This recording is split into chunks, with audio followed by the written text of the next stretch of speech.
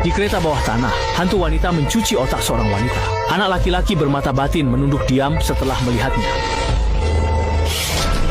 Sejak kecil, Awe bisa melihat makhluk-makhluk di dunia ini. Karena kemampuan ini, beberapa arwah yang masih punya keinginan datang mencarinya, berharap dia membantu mereka menyelesaikan penyesalan. Namun, terus-menerus diganggu, arwah-arwah itu membuatnya sangat terganggu. Jadi ia memutuskan pindah ke kampung halaman bersama pamannya. Meski di sana ia tetap melihat hal-hal gaib dan pura-pura tidak melihat. Suatu hari, saat Awe mengikuti pelajaran, ia merasa ada yang aneh di kelas. Ia melihat tangan terjulur di jendela. Saat Awe hendak melihat lebih jelas siapa itu,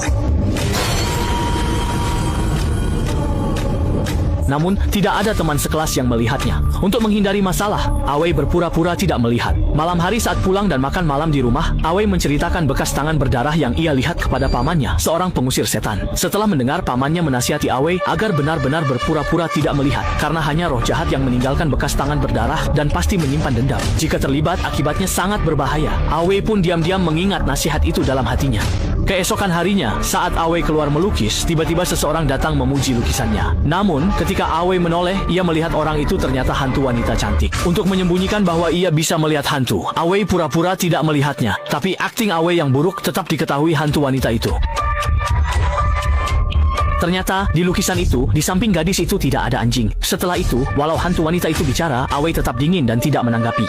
Lalu, hantu wanita itu tiba-tiba mendapat ide. Meminta petunjuk. Awe perlahan mulai menurunkan kewaspadaan dan senang mengobrol dengan hantu wanita itu. Ia tahu hantu itu telah kehilangan semua ingatan semasa hidupnya. Sekarang, bahkan dirinya sendiri pun tidak tahu siapa. Hanya merasa sangat kesepian dan ingin bicara dengan seseorang. Namun, saat mereka asyik mengobrol, hantu wanita itu tiba-tiba menyadari ada sesuatu yang aneh di sekitarnya.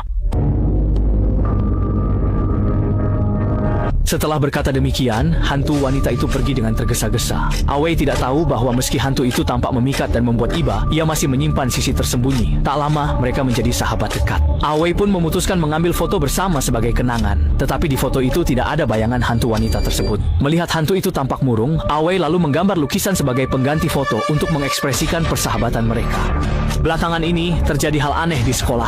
Banyak siswa sering menghilang misterius, membuat guru dan murid sangat gelisah. Suatu malam, dua orang berani datang ke sekolah tengah malam mencari petunjuk. Saat mencari, salah satu, seorang laki-laki, mengantuk dan tertidur. Ketika ia membuka matanya dengan setengah sadar. Di sisi lain, seorang siswi yang ke toilet tiba-tiba melihat sesuatu menakutkan di dalam, membuatnya ketakutan dan buru-buru kembali ke kelas. Tanpa sadar, siswi itu sudah masuk bahaya. Tak disangka, muncul bekas tangan berdarah di jendela dan di telinganya terdengar suara panggilan dari teman laki-lakinya. Ia pun mengikuti suara itu untuk mencari.